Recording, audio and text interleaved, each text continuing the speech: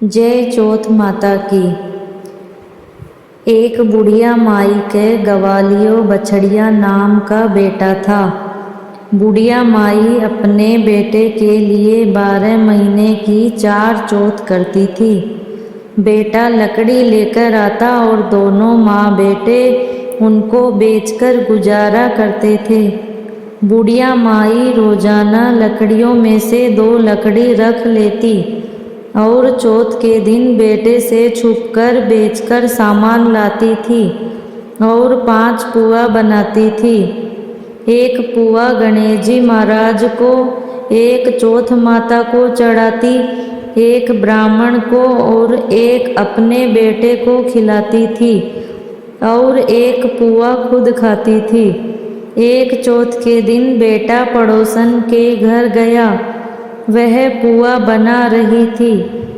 जब उसने पूछा कि आज क्या है जो पुए बना रहे हैं, तब वह बोली, मैं तो आज ही बना रही हूँ, पर तेरी माँ तो चारों चौथ को पुए बनाती है।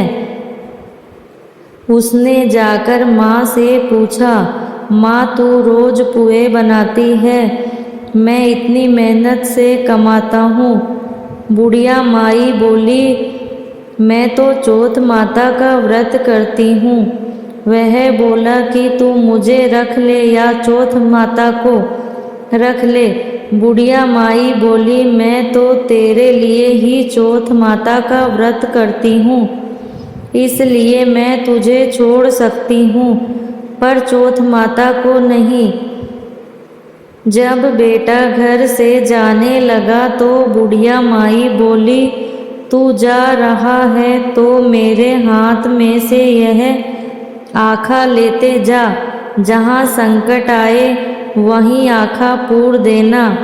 बेटे ने सोचा, बात झूठी है, पर ले चलने में क्या बुराई है।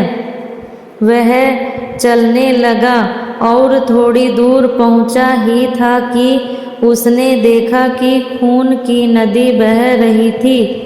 कहीं से भी रास्ता नहीं मिला तो आखा पूर के बोला कि चौथ माता, अगर तू सच्ची है तो रास्ता हो जाए।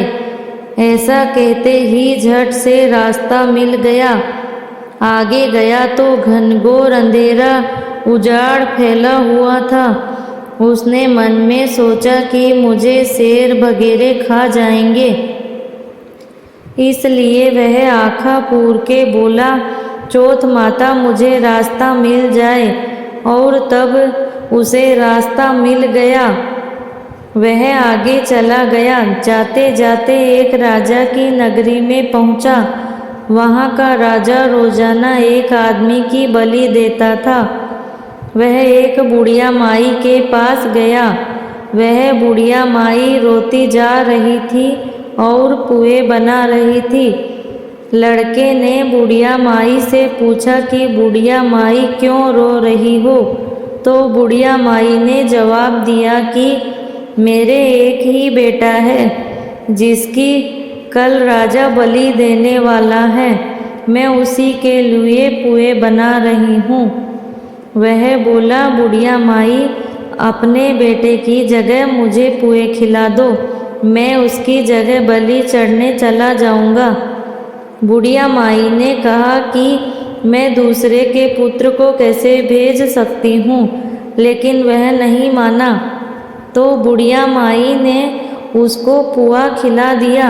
अगले दिन जब राजा का संदेश आया तो बुढ़िया माई ने सोचा कि मैं कैसे दूसरे के बेटे को बलि चढ़ने के लिए भेज सकती हूँ।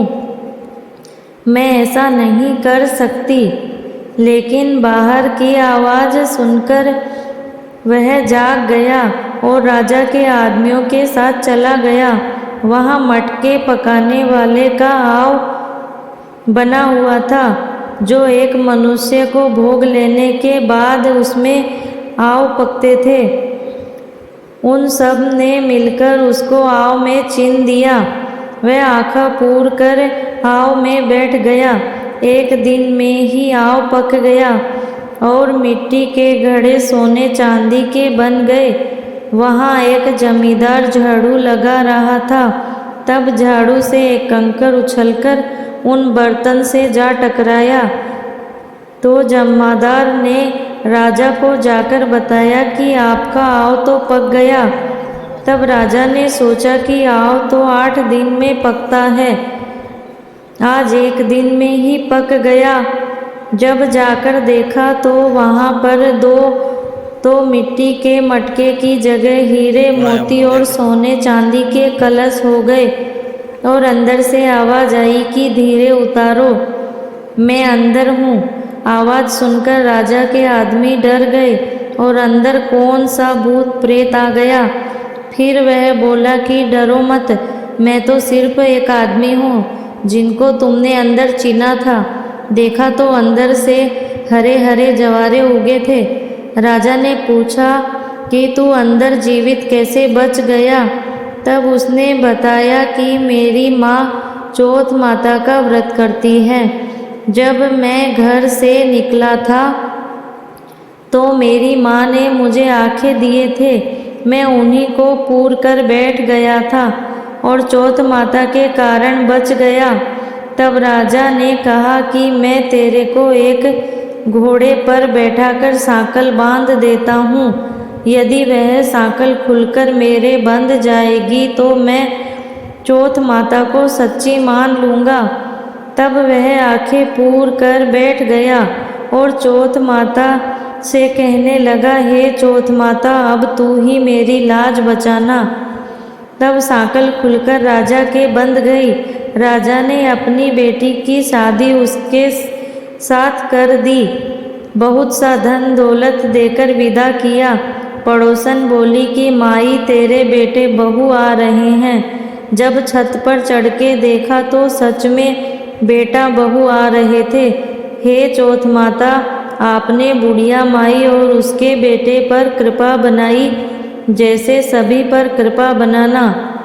भादवे की चौथ की कहानी सुनने वाले को, कहानी सुनाने वाले को, हुकारा भरने वाले को, पूरे परिवार को अपनी कृपा बनाना। जय चौथ माता की।